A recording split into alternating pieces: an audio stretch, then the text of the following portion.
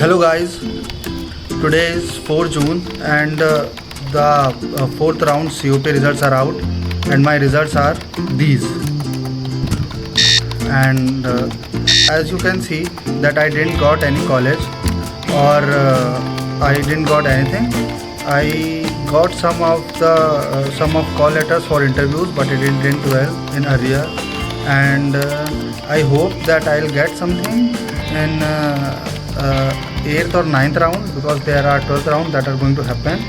And what I'm gonna do is I gonna participate in CCMT counseling, which is for NITs, and my gate score is 367 in mechanical and 352 in XC, and I've got call for interviews for MS courses in various departments in various IITs, but those interviews didn't went well, and I don't have any hope that I'll able to convert those calls, but let's see where it goes.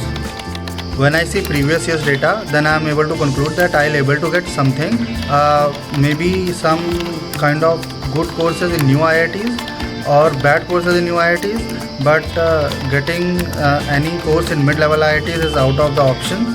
And I don't know, I do want to prepare for one more year, but I don't want to waste one more year in preparation, because the results can be very unexpected. And yeah, let's see what happens. Thank you.